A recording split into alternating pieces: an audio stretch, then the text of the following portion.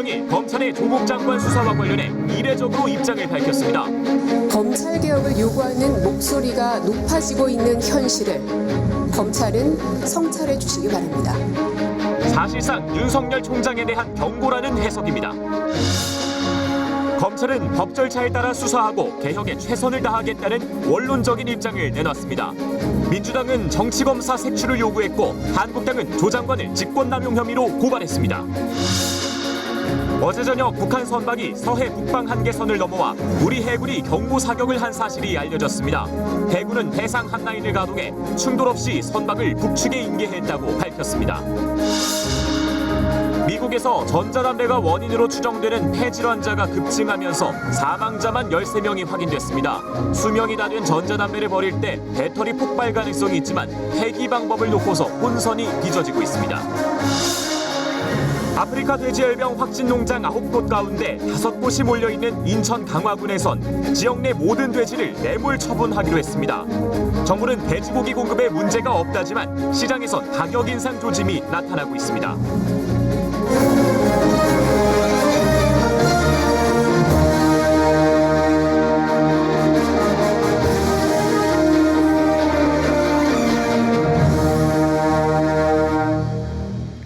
여러분 안녕하십니까? 금요일 밤 9시 뉴스입니다. 조국 법무부 장관 수사에 대해 그동안 말을 아껴왔던 문재인 대통령이 이례적으로 입장을 내놨습니다. 인권을 존중하는 절제된 검찰권 행사를 강조하면서 검찰의 수사 관행이 개혁돼야 한다고 말했습니다. 검찰 스스로의 성찰도 촉구했습니다. 사실상 검찰에 대한 경고 메시지입니다. 먼저 홍성희 기자가 보도합니다. 문 대통령이 대변인을 통해 메시지를 내놨습니다. 진행 중인 수사에 대한 입장인 만큼 신중하게 시작했습니다. 검찰 수사로 사실관계 규명이나 조국 장관이 책임질 사안 등이 가려질 것이라며 검찰 일은 검찰에 맡기고 국정은 국정대로 운영해야 한다고 밝혔습니다. 하지만 곧바로 작심 발언이 이어졌습니다.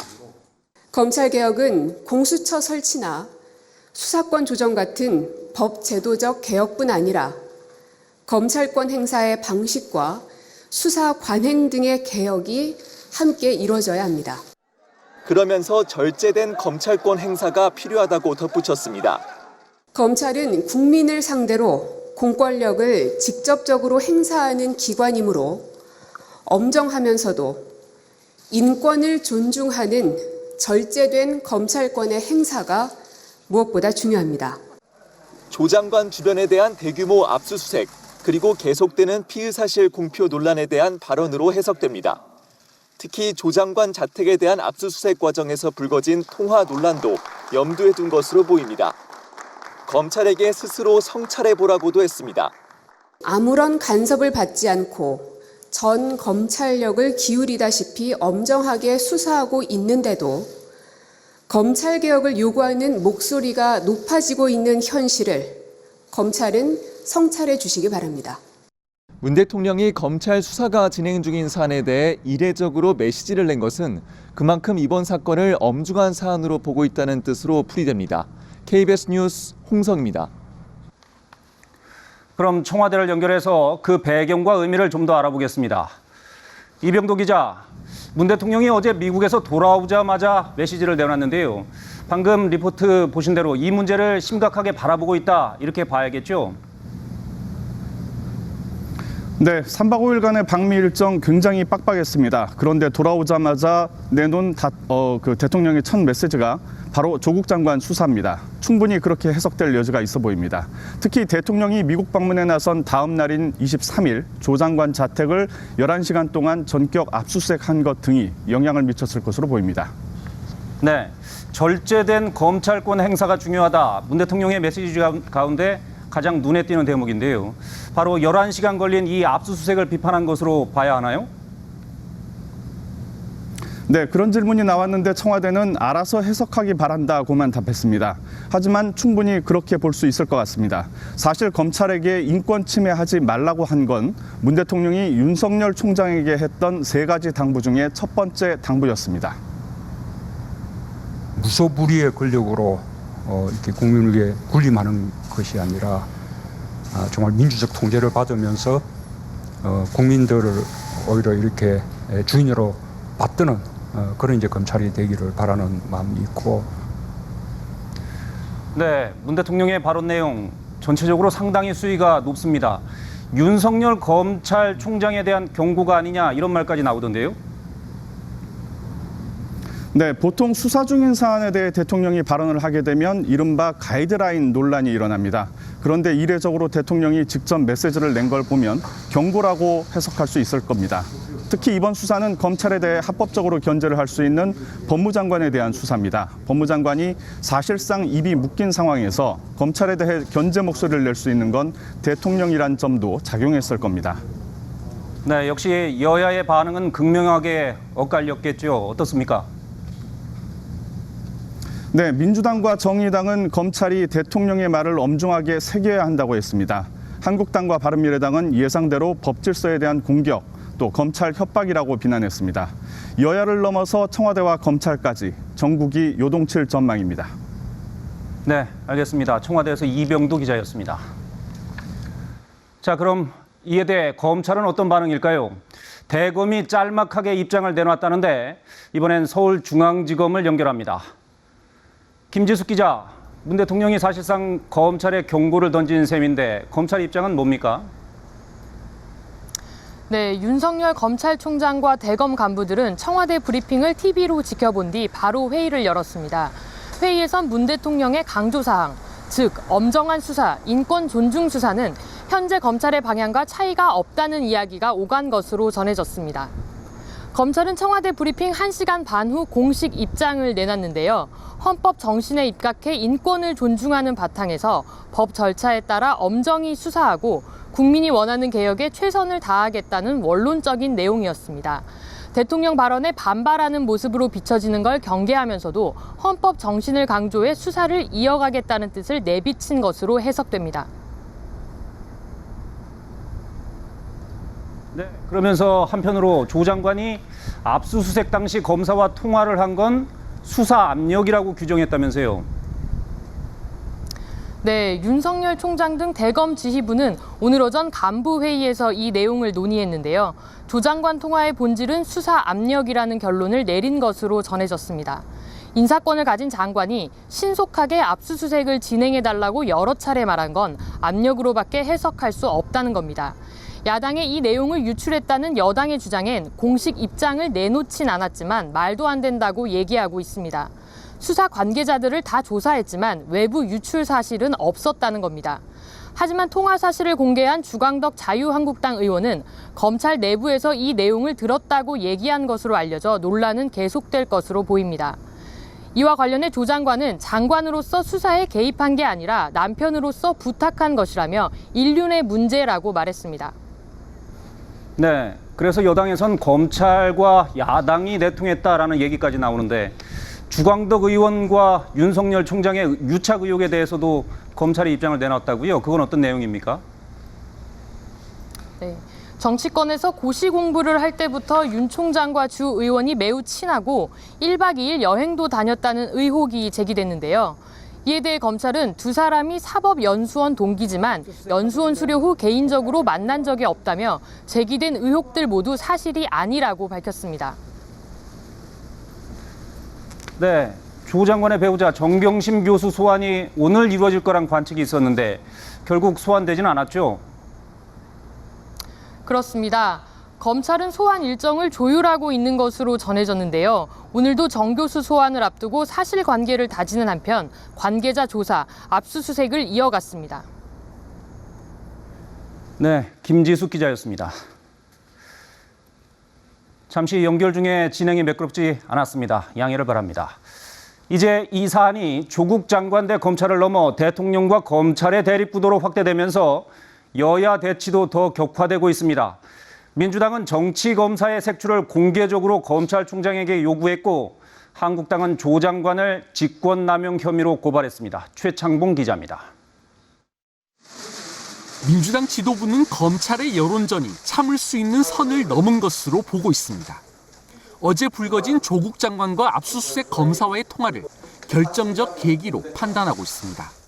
압수수색에 참여한 사람 중에 누군가가 주광덕 의원에게 얘기한 것으로 판단이 됩니다.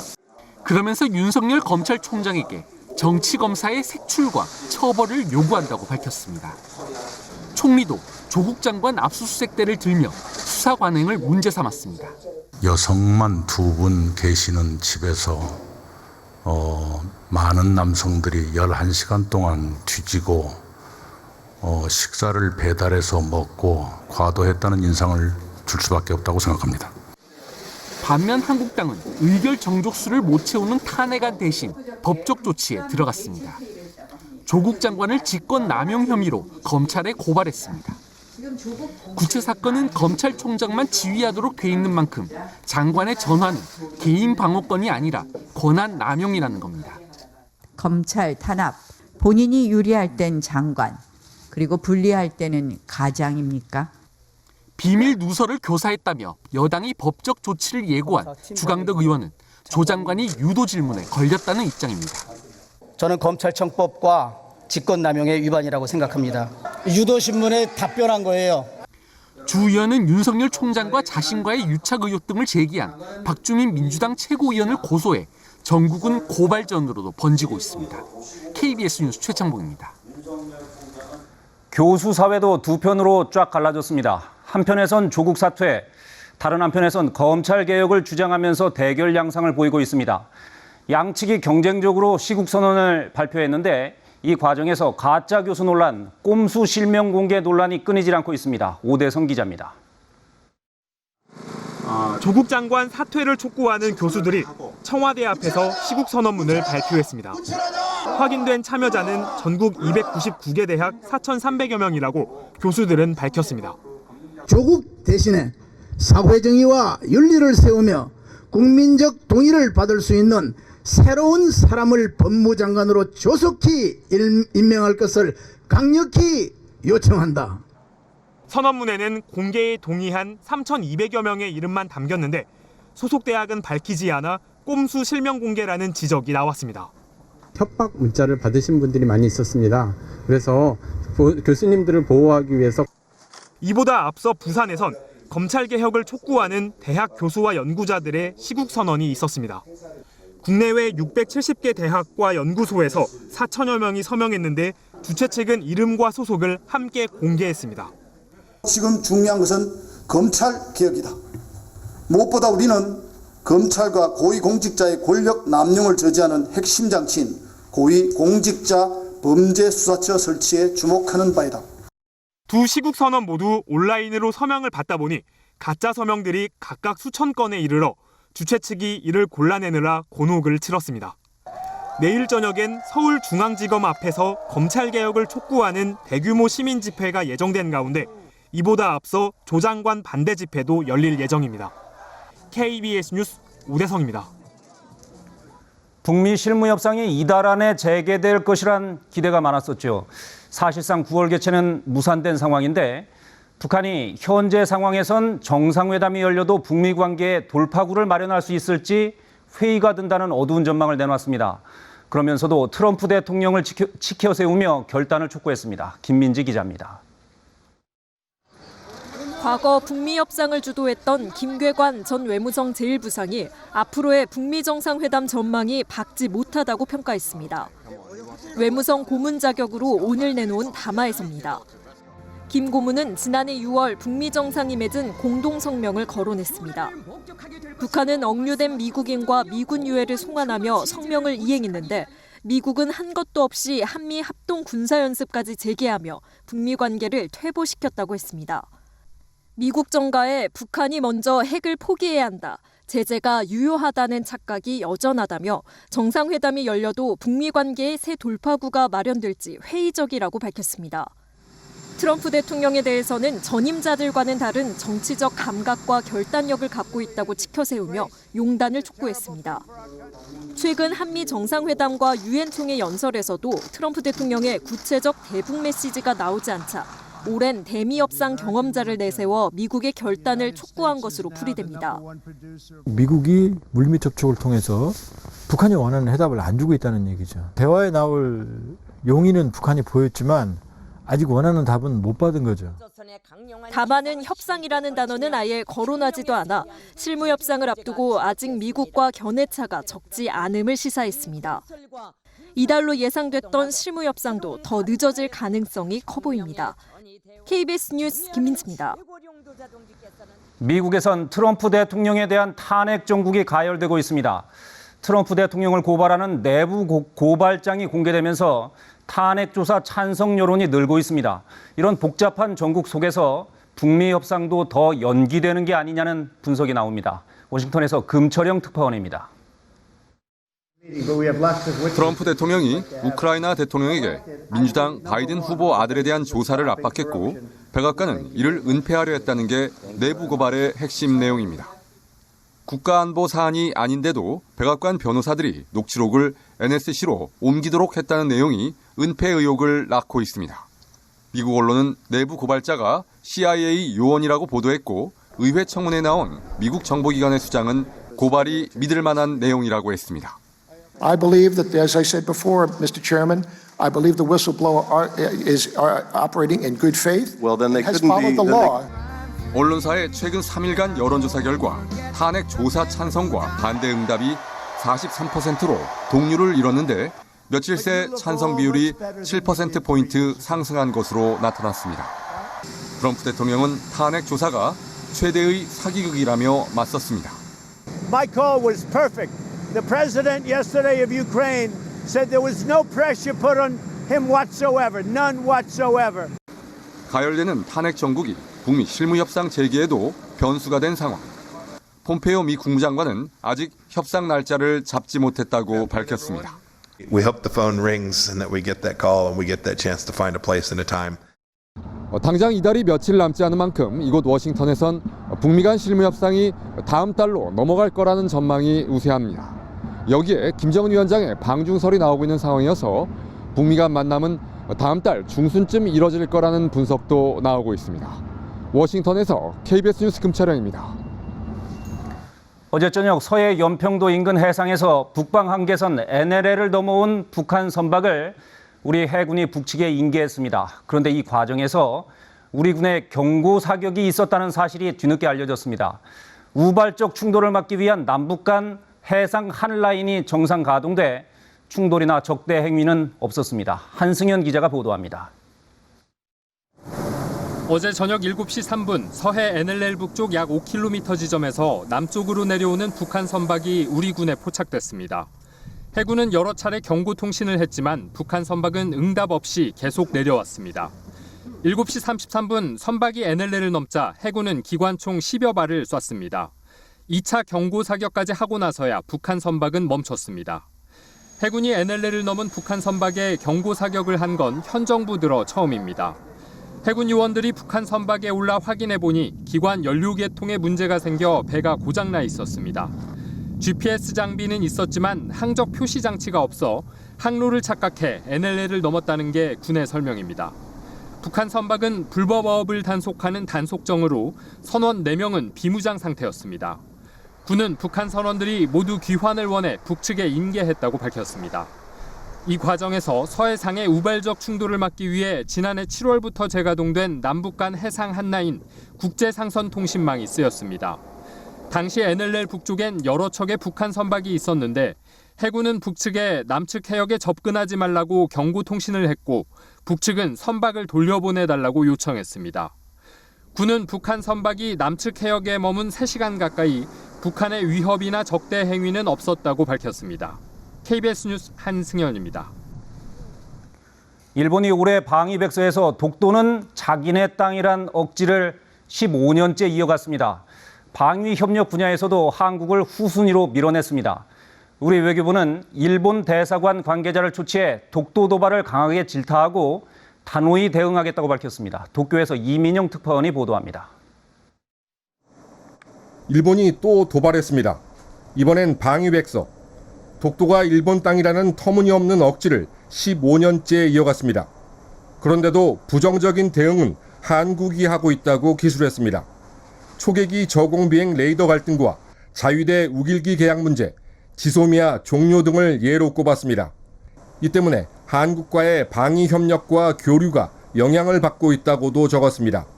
北朝鮮の問題もある中で、アメリカと同盟関係にあります日本と韓国が日韓両国の防衛協力を進めていくというのはある意味当然のことだと思っております。 말은 이렇게 했는데 실상은 달랐습니다. 방위협력 분야에서 한국을 호주와 인도, 아세안에 이어 4번째로 언급했습니다. 지난해보다도 2단계나 뒤에 놓은 겁니다. 순서가 중요한 건 아니라고 해명했지만 일본 언론들은 한국과의 방위협력 중요도를 낮춘 것으로 평가했습니다. 반면 북한은 손을 내밀었습니다. 일본 안보의 위협 요소를 설명하는 분야에서 북한을 중국 뒤에 놨습니다. 북일 정상회담을 원하는 아베 총리의 입장이 반영된 모양새입니다. 우리 외교부와 국방부는 주한 일본 대사관 관계자들을 불러 강하게 항의했습니다. 외교부 대변인은 독도에 대한 일본의 어떤 도발에도 단호히 대응하겠다고 밝혔습니다. 남의 영토를 자기네 땅이라고 우기고 억지 주장을 늘어놓는 건 외교도 안보도 아닙니다. 그저 도발입니다. 일본 정부는 방위 백서에서 외교 청서에서 또 교과서에서까지 이런 도발을 끊임없이 되풀이하고 있습니다. 도쿄에서 KBS 뉴스 이민영입니다. 화성 연쇄살인 사건의 유력 용의자 이모 씨가 7차 사건과 9차 사건 사이에 강도 범행을 시도했다는 소식 전해드렸는데요. 연쇄살인범이 갑자기 범죄의 성격이 다른 강도 범죄를 시도할 가능성이 낮기 때문에 연쇄살인을 시도하다 실패했을 가능성도 따져봐야 한다는 지적이 나옵니다. 오현태 기자가 보도합니다. 1988년 9월 52살 안모 씨가 피살된 화성 연쇄살인 7차 사건이 일어났습니다. 사건 발생 1년이 지난 89년 9월 유력 용의자 이모 씨는 수원에서 강도 행각을 벌이려다 구속됐습니다. 당시 판결문을 보면 이 씨는 새벽 1시가 다 된 시간에 흉기와 장갑을 챙겨 수원의 한 주택에 침입했습니다. 이후 방문 앞에서 방 안의 움직임을 살피다가 남성 피해자에게 발각돼 경찰에 붙잡혔습니다. 이 씨는 강도 예비 등 혐의로 1심에서 실형, 2심에서 집행유예를 선고받고 풀려났습니다. 이후 7개월 만인 1990년 11월 13살 김모양이 피살된 9차 사건이 있었습니다. 7차와 9차 사이에 강도미수 사건이 끼어 있는 건데 두 범죄는 성격이 달라 이 씨가 왜 갑자기 강도 범행을 시도했는지 의문이 남습니다. 강도는 돈을 위한 범죄지만 이 씨가 저지른 연쇄살인은 잘못된 욕구에서 온 범죄입니다. 연쇄살인을 위해 집에 여성이 있는 줄 알고 들어갔다가 남성을 만나 제압됐을 가능성도 따져봐야 하는 이유입니다. 성범죄 동기가 갑자기 강도 범죄였던 이질적인 범죄 유형으로 바뀐 경우는 드뭅니다. 이와 관련해 경찰은 이 씨가 군에서 제대한 1986년 1월부터 처제 살인 사건이 벌어진 1994년까지 이 씨의 여죄와 행적 등을 살펴보고 있습니다. 이 씨는 지금까지 모두 7차례 조사를 받았는데 자백을 하지 않고 있는 것으로 알려졌습니다. KBS 뉴스 오현태입니다. 미국에서 전자담배를 피우던 사람들이 의문의 폐질환에 걸리는 사례가 잇따라 보고되고 있습니다. 지금까지 숨진 사람이 13명으로 늘었고 환자 수도 수백 명에 이르는데요. 이렇게 유해성 논란이 커지면서 전자담배를 규제하는 나라들이 늘고 있습니다. 이재희 기자입니다. 일반 담배보다 덜 해롭다는 대체품으로 각광을 받아온 전자담배. 하지만 상황은 급반전됐습니다. 전자담배가 미국 전역에 확산 중인 의문의 폐질환 원인으로 지목됐기 때문입니다. People who are concerned about lung disease associated with e-cigarette use or vaping should consider refraining from using e-cigarette products or vaping. 미국에서 기침과 호흡 곤란 등을 동반한 폐질환으로 숨진 사람은 지금까지 13명. 모두 전자담배를 피웠던 것으로 확인됐습니다. 또 비슷한 폐질환자가 미국 대부분의 주에 800명 넘게 있는 것으로 파악됐습니다. 특히 18세 미만 환자 비율이 16%에 이릅니다. 과일이나 풍선껌에 향이 첨가된 전자담배가 최근 청소년층에 유행처럼 번졌기 때문으로 보입니다. My lungs feel like they're being crushed by like 20 pounds. 18 years old. My lungs are like a 70-year-old's. 미 보건당국이 조사를 진행 중이지만 아직은 어떤 성분이 병을 일으키는지는 확인되지 않았습니다. 일부 주가 향이 첨가된 전자담배 판매를 금지한 데 이어 매사추세츠주는 당분간 아예 모든 전자담배를 팔 수 없도록 비상조치를 내렸습니다. 인도는 전자담배 판매를 전면 금지했고 중국은 특정 제품의 판매를 금지하며 규제를 확대하는 등 전자담배 유해성 논란은 전 세계로 확산되고 있습니다. KBS 뉴스 이재입니다. 전자담배 위험성 이뿐만이 아닙니다. 리튬 배터리가 폭발할 위험이 있어서 수명이 다한 기기를 버릴 때에도 조심해야 하는데요. 그런데 폐기 방법을 놓고 업계와 정부의 입장이 엇갈려 혼선이 일고 있습니다. 계속해서 김소영 기자가 보도합니다. 승객이 피우던 전자담배가 버스 안에서 폭발했습니다. 가게에서 계산하던 남성의 주머니에서 전자담배가 터져 사람들이 놀라 대피합니다. 모두 전자담배 안에 들어있는 리튬 배터리가 터지면서 일어난 사고로 추정됩니다. 폭발 가능성이 있는 만큼 다 쓰고 난 기기를 버리는 방법도 중요합니다. 그냥 사무실 휴지통에 버리거나 안 되면 아니면 집에서 그냥 쓰레기통에 버렸을 것 같습니다. 대부분의 제조사는 폭발 위험성을 강조하면서 일반 쓰레기와 함께 버리면 안 된다거나 절대 소각하지 말라고 경고합니다. 환경부의 입장은 정반대입니다. 쓰레기 분리 대상 품목에 해당하지 않고 재활용도 되지 않기 때문에 일반 쓰레기 종량제 봉투에 담아 배출하라고 안내합니다. 한두 개의 작은 배터리라든가 전자담배 기기는 사실상 종량제 봉투에 넣어서 배출이 되더라도 그런 폭발성의 위험은 굉장히 작다고 하고. 하지만 국내외에서 폭발 사고가 잇따르자 산업부는 6월부터 전자담배에 대한 안전성 조사에 착수했습니다. 기기 자체를 갖다가 다시 역해소할 수 있는 시스템을 도입하든지 아니면 생산자가 책임질 수 있는 이런 제도를 도입해야 됩니다. 전자담배가 처음 수입된 지 2년 남짓. 기기 수명이 1, 2년가량인 것을 고려하면 이제 본격적으로 폐기기가 쏟아질 시기입니다. KBS 뉴스 김소영입니다. 자동차 회사들이 협력업체에게 인건비 등급을 빌미로 접수처에 여직원을 두거나 자사의 순정 부품을 구매하라는 등의 불공정한 요구를 하고 있습니다. 모두 현행법상 위법 소지가 높은 부분들인데 자동차 회사는 아무런 제재도 받지 않고 있습니다. 어찌된 일인지 김현주 기자가 취재했습니다. 한국 GM 협력 정비업체. 보증기간 차량의 부품을 무상 교체 중인데 인건비를 한국 GM이 부담합니다. 이처럼 똑같은 수리를 하고도 정비업체가 자동차 회사로부터 받는 인건비, 즉 공인비는 제각각입니다. 한국 GM과 쌍용차는 이런 협력업체의 등급을 정해 시간당 공임을 차등 지급합니다. 똑같은 일을 하는데 왜 우리가 돈을 덜 받아야 되느냐. 그런 데서 굉장히 좀 힘들고. 이 등급은 어떻게 정해질까? 쌍용차 평가 항목, 접수처에 여직원이 있는지, 복장 상태는 어떤지가 들어 있습니다. 실제 정비업체에는 유니폼을 입은 여직원들이 있습니다. 남자 직원들도 다 접수할 수 있거든요. 그 여직원을 강제로 채용해야 된다는 거 굉장히 잘못된 거죠. 갑질이죠, 갑질. 한국 GM은 이른바 순정 부품과 GM 제품 구매 실적을 평가합니다. 이게 상대평가라 이제 1, 2점 차이가 등급에서 왔다 갔다 합니다. 순정품만 어떤 한국 GM이 요구하는 부품만 저희가 쓸 수밖에 없습니다. 가맹법상 위법 소지가 높지만 가맹점이 아닌 협력업체라 법 적용을 받지 않습니다. 본사가 가맹비를 받지 않는다는 이유로 가맹점 인정을 못 받았기 때문입니다. 가맹법을 회피하고 있는데 일반 수리 비용의 반 틈도 안 되는 보증 수리 비용을 받고 있습니다. 그 차액이 가맹비로 생각을 하고 있고 그래서 가맹법을 적용을 받아야 합니다. 1년 단위로 계속 재계약을 하다 보니까 당연히 정비업체는 자동차 회사의 을적인 위치로 밖에 돌아가지 못하는 것이죠. 10년 단위로 재계약하는 그런 합리적인 조건으로 해당 업체들은 품질 관리를 위해 등급은 필요하고 여직원 유무 등 일부 평가 항목은 개선하고 있다고 해명했습니다. KBS 뉴스 김현주입니다. 네, 아프리카 돼지 열병 소식입니다. 오늘도 경기도 양주에서 의심 신고 한 건이 추가로 접수됐습니다. 발병 11일째, 지금까지 감염이 확진된 농장은 9곳입니다. 경기 북부에선 파주가 2곳, 연천과 김포가 각각 1곳씩 모두 4곳입니다. 나머지는 모두 인천, 강화에서 발병했습니다. 불과 나흘 만에 5곳으로 빠르게 불어난 겁니다.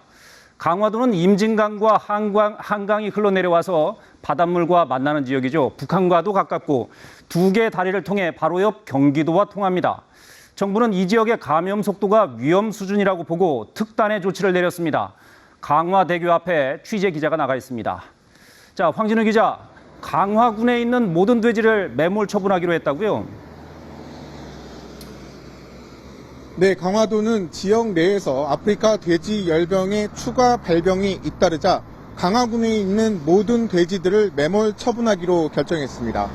강화도에서는 어젯밤과 오늘 오전 사이에 각각 8번째와 9번째 국내 아프리카 돼지 열병 발병 확진 판정이 나왔습니다. 오전부터 특단의 대책이 필요하다는 의견이 나오는 등 강화군은 초비상 상태였는데요. 오후에 관계기관 화상회의를 통해 이 같은 조치를 취한 겁니다. 원칙대로 하면 병이 발병한 농장의 모든 돼지와 해당 농장의 반경 3km 이내에 있는 다른 농장의 돼지들만 처분 대상입니다. 그 대상이 13,000마리 정도로 강화군 사육돼지의 3분의 1 정도였는데요. 모든 돼지들을 처분하기로 그 대상을 확대한 겁니다. 이 같은 소식이 전해지면서 강화군의 각 양동 농장은 크게 술렁이고 있습니다. 그러나 강화군은 지역 내에서 추가 발병이 일어날 수 있고 다른 시군으로 퍼질 수 있어서 이 같은 결정을 취했다며 지역 내 양동 농민들의 양해를 구하고 있습니다. 강화도로 이어지는 다리 두 곳에 있는 거점 소독시설에서는 섬 출입 차량에 대한 빠짐없는 소독 작업을 계속 이어가고 있습니다. 한편 경기도 양주시 광정면에서 조금 전 8시쯤 추가 의심 신고가 접수돼 내일 오전이면 확진 여부를 알 수 있을 것으로 보입니다. 어제 전해드렸던 경기 양주시와 연천의 의심 신고 사례 3건은 모두 음성 판정이 나왔습니다. 네, 알겠습니다. 황진우 기자였습니다. 이렇게 매몰 처분되는 돼지 수는 늘고 있는데 감염 경로는 여전히 오리무중입니다. 그동안 조사한 야생 멧돼지와 북한 접경 지역 하천에서도 바이러스는 검출되지 않았습니다. 어떤 경로로 퍼졌는지 알 수가 없기 때문에 확산 우려에서 벗어나기가 어렵습니다. 계속해서 김진화 기자입니다. 정부가 추정한 최초 감염 경로 중 하나는 북한의 야생 멧돼지입니다. 하지만 북한의 멧돼지가 경계와 철조망을 뚫고 넘어오기가 쉽지 않다는 분석이 나왔습니다. 게다가 아프리카 돼지 열병이 중국에서 확산한 지난해 8월 이후 시행한 멧돼지 바이러스 검사 결과도 모두 음성이었습니다. 지금까지 1000여 마리를 검사했는데 바이러스가 나오지 않았습니다. 그래서 정부는 북한에서 나온 바이러스가 하천을 따라 옮겨졌을 가능성에도 주목해왔습니다. 북한과 마주보고 있는 한강 하구와 임진강 등 20곳에서 시료를 떴습니다. 확진 농장들도 그 하천 주변에 분포돼 있습니다. 북한에 만연돼 있다는 정보가 있고 또 그로 인해서 혹시 임진강이 오염될 가능성도 제기가 되고 있어서 그러나 결과는 모두 음성, 바이러스가 검출되지 않았습니다. 최초 감염 경로는 여전히 알 수 없는 상태로 남게 됐습니다. 뾰족한 수가 없는 정부는 강화 지역을 중심으로 2차 하천 수질 검사를 하기로 했습니다. 멧돼지 폐사체 분석도 계속하기로 했습니다. 자칫 통제 불능 상태의 전파 매개체가 될 수 있기 때문입니다. 멧돼지한테 감염이 일어난다고 하게 되면 그 멧돼지를 통해서 전국으로 확산될 가능성이 높아요. 전국의 야생 멧돼지는 30만 마리 정도로 추산됩니다. KBS 뉴스 김진아입니다. 결국 돼지고기값 인상 조짐이 나타나고 있습니다. 정부는 공급 여력이 충분하다고 말하고 있지만 시장의 반응은 그렇지 않습니다. 대형마트들이 당장 가격을 크게 올리진 않았지만 재고가 줄어들면 가격 인상이 불가피할 것으로 보입니다. 송민수 기자의 보도입니다. 대형마트 정육 코너. 오늘부터 국내산 삼겹살 값이 100g당 1,980원으로 90원 올랐습니다. 아프리카 돼지 열병 발생 이후 대형마트 돼지고기 값이 오른 건 이번이 처음입니다. 다른 대형마트의 삼겹살 값은 100g당 1,980원으로 열흘 전과 같습니다. 하지만 돼지고기 도매 가격이 오르고 있어 조만간 이곳도 소매가가 인상될 가능성이 높습니다. 현재는 원가가 평균 20%가량 상승된 물량을 가지고 있지만 아직 가격을 인상하진 않았습니다. 다만 상황에 따라 차주 이후에는 가격이 인상될 가능성이 있습니다. 가격이 오르는 건 도축 물량이 줄었기 때문입니다. 전국 12개 도매시장 가운데 오늘 경매가 열린 곳은 한 곳도 없습니다. 어제도 단 2곳이 열렸는데 거래 물량도 97마리에 그쳐 발병 전 3천여 마리에 비해 턱없이 부족합니다. 대형마트를 포함한 정육점 등 전체 국산 삼겹살 가격은 지난달보다 13%가량 올랐습니다. 소비자들은 닭고기 등 대체 상품을 고민하고 있습니다. 아무래도 그렇게 되면 닭고기를 먹던지 그러지 않을까요? 생선을 먹던지. 조금 내려올 때까지는. 정부는 돼지 사육 규모와 재고가 평년보다 많아 공급에 문제가 없다는 입장입니다. 그러나 대형마트가 아닌 소규모 음식점이나 정육점 등은 이미 물량 확보에 어려움을 호소하고 있습니다. KBS 뉴스 성민수입니다.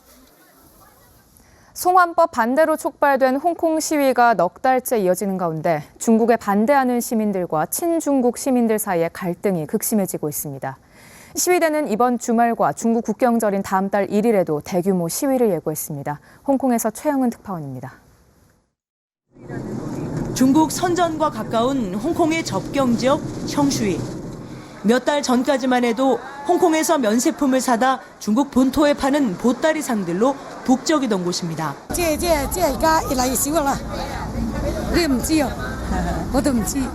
하루 중 가장 붐비는 저녁 시간대입니다. 하지만 손님을 기다리는 택시의 줄은 좀처럼 줄지 않고 있습니다.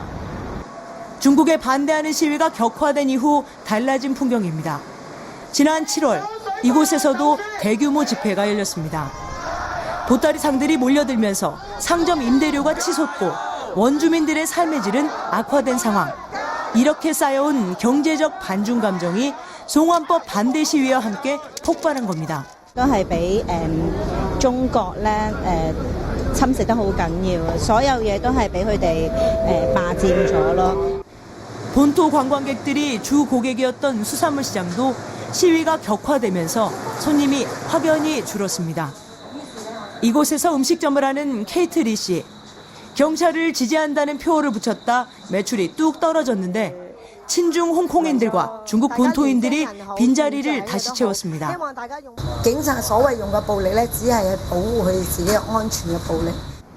이른바 레넌벽에서는 한편에선 반정부 메시지를 붙이고 다른 편에서는 이걸 떼어내는 일이 반복되고 있습니다. 주말 쇼핑몰 한복판에서는 양측이 격렬히 충돌하기도 했습니다.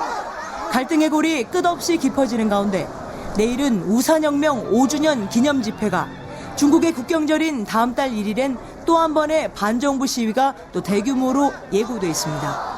홍콩에서 KBS 뉴스 최영훈입니다. 한 사학재단 이사장이 재단 소유 건물에서 해마다 1억 원 이상의 관리소장 명목의 인건비를 받은 사실이 드러났습니다. 학교 운영에 쓰여야 할 수익금을 이사장이 쌈짓돈처럼 챙겨온 겁니다. 이호준 기자가 취재했습니다. 서울 대학로에서 걸어 10분 거리 9층짜리 건물입니다.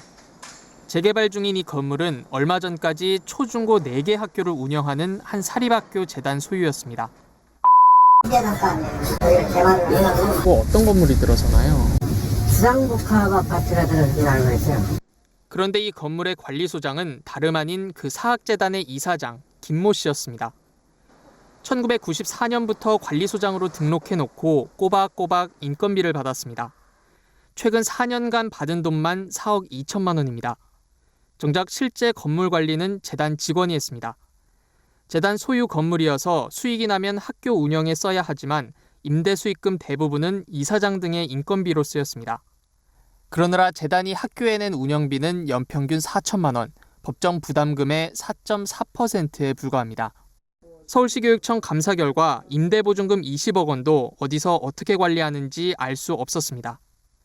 교육청은 인건비 지출이 지나치다며 경고와 시정을 요구했지만 강제 조치는 아닙니다. 사학의 자율성이나 이런 것 때문에 사립학교법상 그 정관이나 자기 수익 사업체가 있으면 거기에 자체 내규로 정하기 때문에 거기에 대한 어떤 저희가 제한을 할 수 있는 거는 어려운 현실인 것 같습니다. 게다가 재단은 감사 직전 해당 건물을 김 이사장이 최대 주주인 부동산 개발업체에 팔아버렸습니다. 문제가 불거지기에 앞서 불씨를 없애버린 셈입니다. 법정 부담금을 매우 적게 내고 있는 사학이 수익용 기본재산의 수익을 이사장 본인의 인건비로 과다하게 지출하고 있는 것은 매우 심각한 문제라고. 여러 차례 연락했지만 김 이사장 측은 답변을 하지 않았습니다. 대표이사님 좀 만나뵈려고 하는데 언제쯤 여기 오시나요? 교육청의 수사 의뢰를 받은 검찰은 김 이사장에 대해 횡령과 배임 혐의로 수사하고 있습니다. KBS 뉴스 이호준입니다. 외국인 전용 카지노를 운영하는 공기업 그랜드코리아 레저의 간부들이 클럽 버닝썬과 불법 유흥업소에서 법인카드를 쓴 사실이 확인됐습니다. 고객을 대신해 결제한 거라 주장하는데 이를 증빙할 수 있는 자료는 내놓지 못하고 있습니다. 유호윤 기자의 단독 보도입니다. 일반 음식점으로 신고한 뒤 불법으로 유흥주점처럼 운영되다 적발된 서울 강남의 한 업소입니다. 아이돌 그룹 빅뱅의 멤버 대성의 건물로 이 업소에서 성매매 알선이 이뤄졌다는 의혹도 불거졌습니다.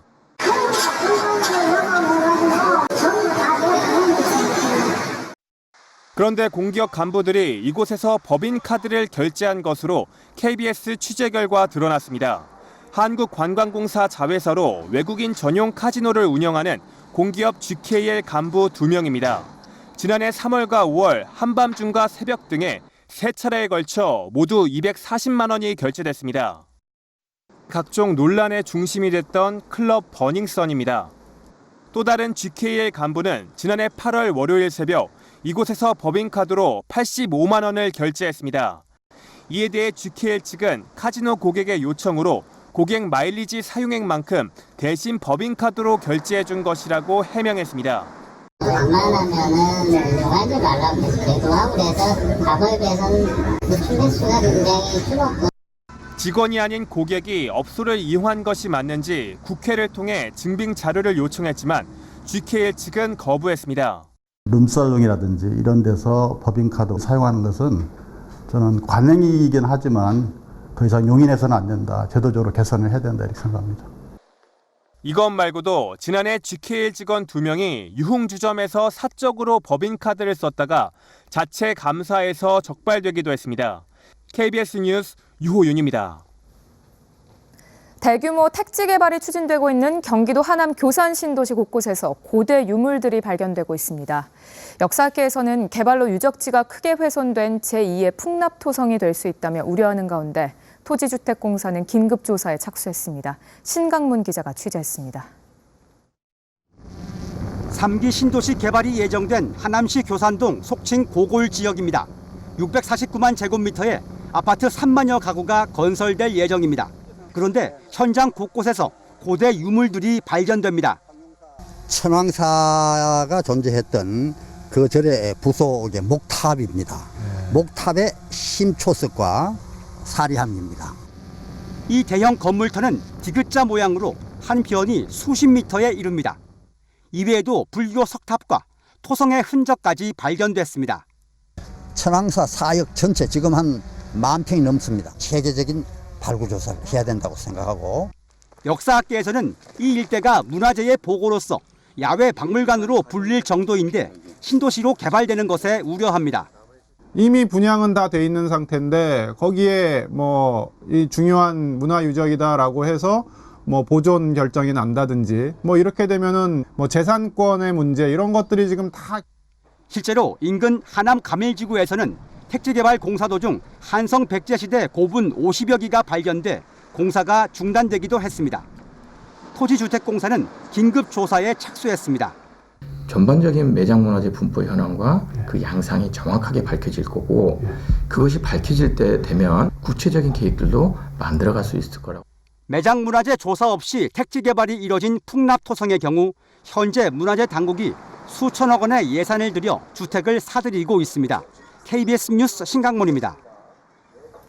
방송통신위원회 한상혁 위원장은 오늘 KBS 양승동 사장을 비롯한 지상파 방송 3사 사장단과의 정책간담회에서 지상파의 재정난과 영향력 감소로 미디어 전반의 공공성이 약화될 우려가 있다며 정부와 사업자가 대응 방안을 고민해야 한다고 말했습니다. 한 위원장은 또 미디어 산업의 건강한 성장을 위해 비대칭 규제를 개선하고 방송통신 융합 환경에 유연하게 대응하기 위한 제도를 마련하겠다고 약속했습니다. 오늘 시작으로 늦더위와 잦은 태풍 때문에 아직 가을이라는 게 잘 실감나지 않는데요. 어느덧 설악산에는 올가을 첫 단풍이 관측됐습니다. 올해는 일교차가 커 단풍이 특히 고울 거라고 합니다. 이정훈 기상전문기자가 보도합니다. 대청봉 주변의 나무들이 온통 울긋불긋 물들었습니다. 저마다 노란 옷 붉은 옷으로 갈아입고 등산객들을 맞이합니다. 뜻밖의 선물을 받은 것 마냥 단풍이 반갑습니다. 사실은 단풍이 그렇게 들지 않을 줄 알았거든요. 그런데 생각보다 더 많이 단풍이 들어가지고 진짜 기분 좋았어요. 설악산엔 오늘 올가을 첫 단풍이 관측됐습니다. 지난해에 이어 예년과 같은 시기입니다. 첫 단풍은 정상으로부터 약 20% 정도가 물들었을 때를 의미합니다. 그러다 보니 아직 5분 능선 아래쪽은 푸른빛 사이로 간간히 울긋불긋한 기운이 감도는 정도입니다. 올해는 단풍이 물드는 속도는 다소 느리지만 단풍 빛깔은 예년보다 더 고울 것으로 보입니다. 단풍잎이 붉은 빛을 내는 건 안토시아닌이라는 색소 때문인데 이 색소는 일교차가 클수록 많이 만들어집니다. 그런데 올해는 낮과 밤의 기온 차이가 유난히 커 단풍이 선명한 붉은 빛을 띨 것으로 보입니다. 다만 급격한 기온 변화는 등산객들의 건강을 위협할 수 있어 주의가 필요합니다. 가을 단풍철에는 큰 일교차로 인해서 저체온증 등의 안전사고가 발생할 수 있으니 탐방하실 때는 방한용품 등을 구비하셔서 탐방하시기 바랍니다. 단풍은 하루 약 25km씩 남쪽으로 물들어갈 것으로 보입니다. 이에 따라 다음 달 초 오대산에 이어 중순에는 북한산과 월악산, 하순엔 무등산에도 첫 단풍이 들 전망입니다. 단풍의 절정은 첫 단풍 약 2주 뒤로 설악산은 다음 달 중순쯤이 될 것으로 보입니다. KBS 뉴스 이정훈입니다.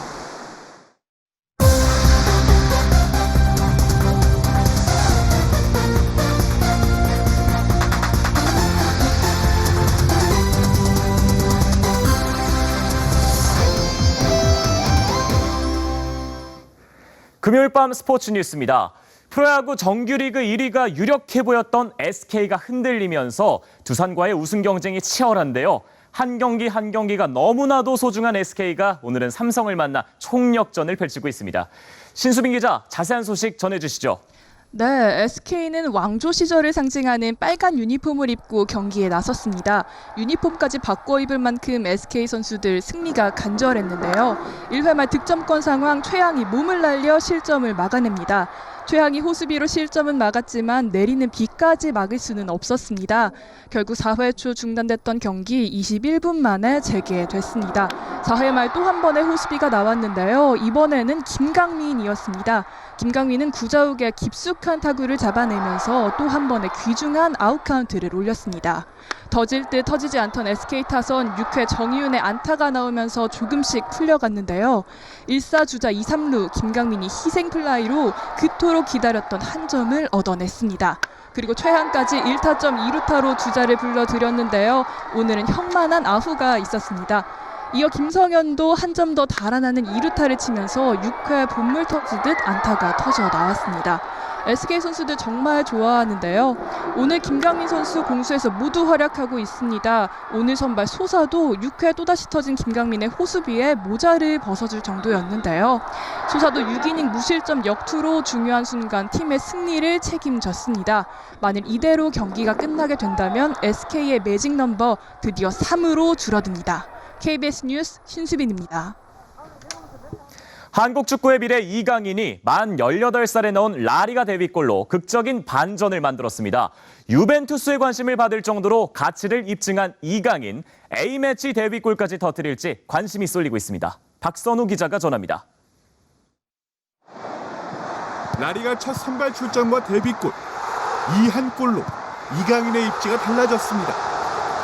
이강인이 유벤투스의 레이더망에 있다고 이탈리아 언론들이 언급할 만큼 뜨거운 관심을 받고 있습니다. 스페인의 마르카도, 이강인을 주앙 펠릭스, 안수 파티 등과 함께 라리가 10대 돌풍의 주역으로 꼽았습니다. 주어진 기회를 확실히 살린 이강인은 대표팀의 10월 평양 원정 명단에 포함될 가능성도 커졌습니다. 비록 A매치 데뷔 전엔 기대에 못 미쳤지만 출전 시간만 늘어난다면 벤투호에서도 입지가 달라질 수 있습니다. 조지아전에서 아쉽게 골대를 때렸지만 스리랑카와 북한을 상대로 A매치 데뷔골을 기대하고 있습니다.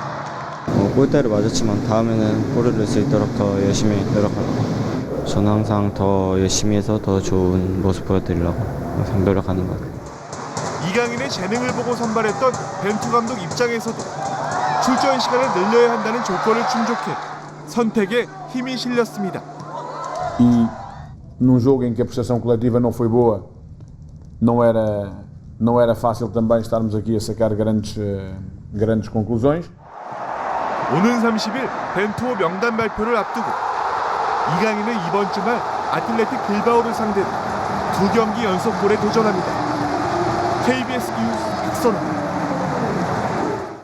중국 프로축구 상하이 선화의 김신욱이 환상적인 다이빙 헤딩 슛으로 시즌 9호 골을 기록했습니다.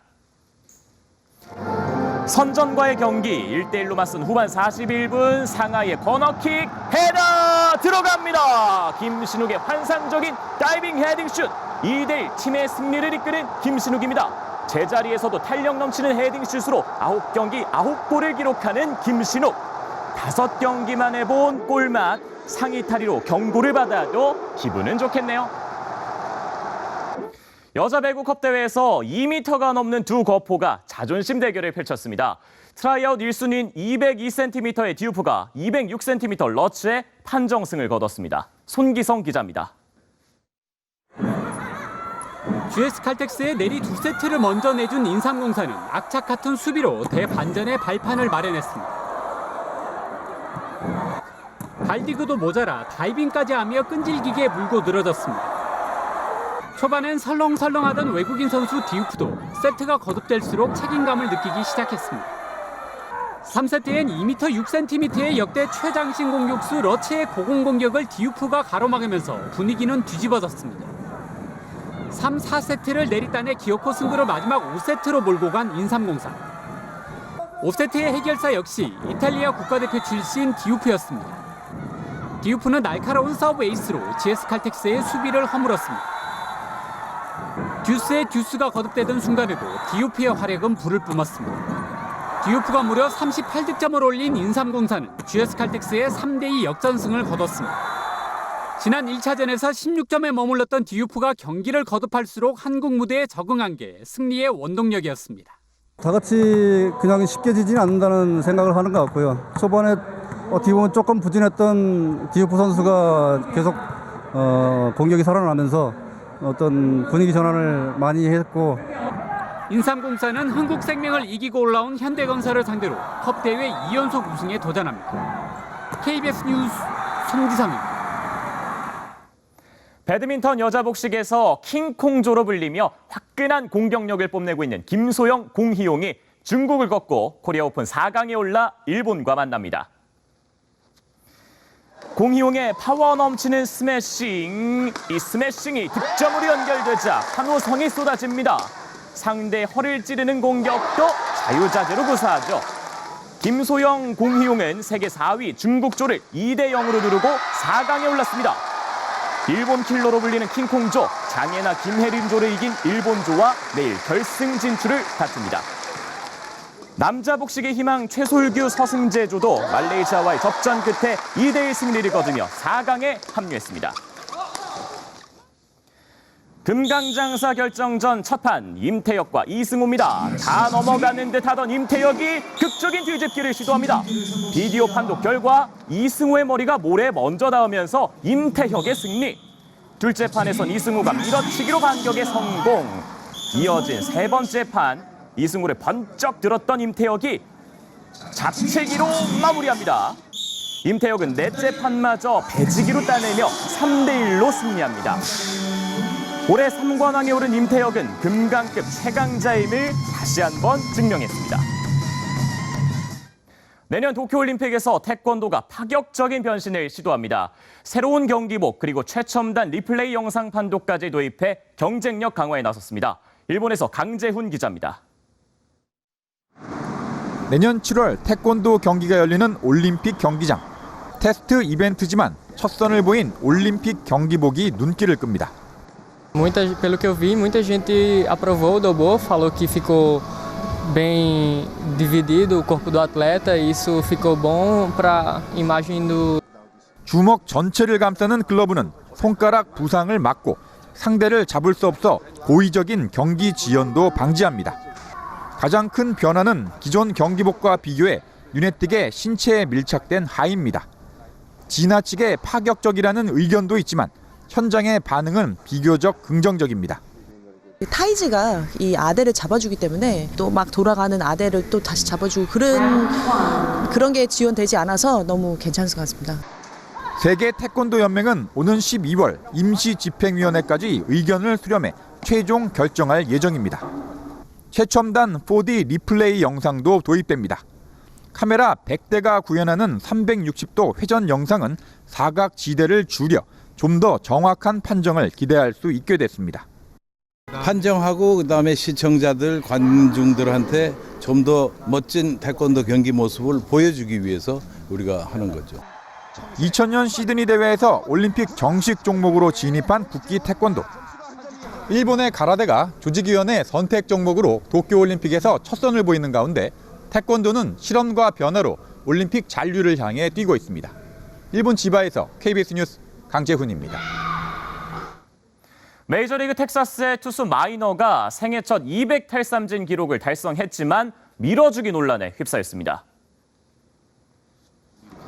마이너가 8회까지 삼진 8개를 잡아내며 올 시즌 탈삼진 199개를 기록합니다. 이어서 9회에도 올라온 마이너, 바로 이 순간 논란의 장면이 나오는데요. 타자 오잉스가 친 평범한 내야 뜬 공, 텍사스 1루수 구스만이 평범한 플라이볼을 잡으러 갔다가 마지막 순간 고의로 잡지 않습니다. 다시 보시죠. 포수와 투수 1루수까지 모두 멀뚱멀뚱 공을 바라만 보고 있습니다. 이어서 곧바로 오잉스를 삼진으로 잡은 마이너, 생애 첫 200번째 탈삼진을 기록했습니다. 하지만 상대팀 보스턴의 코라 감독은 물론 텍사스의 사령탑 크리스 우드워드조차도 볼성사나운 장면이 있었다며 기록 밀어주기를 비난했습니다. 미국 프로야구 LA 다저스의 류현진이 상어 분장을 하고 동요 아기 상어 멜로디에 맞춰 귀여운 율동을 보여줬습니다. 괴물 류현진의 아기 상어, 오늘의 영상입니다.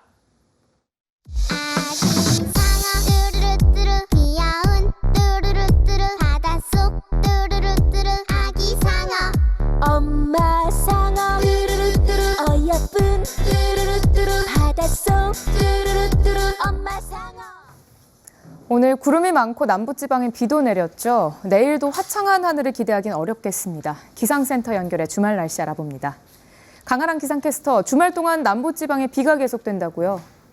네, 이번 주말에 나들이 계획하신 분들은 기상 정보를 잘 참고하셔야겠는데요. 중부지방은 주말 동안 대체로 맑은 날씨가 이어지겠지만 중부지방 내일 살짝 빗방울이 떨어질 수 있겠고 남부지방에는 계속 비가 이어지는 곳이 많겠습니다. 특히 제주와 남해안을 중심으로 일요일 오후까지 비가 계속될 것으로 예상됩니다.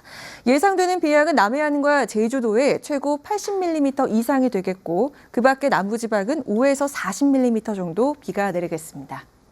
네, 이번 비 주의해야 할 점이 있을까요?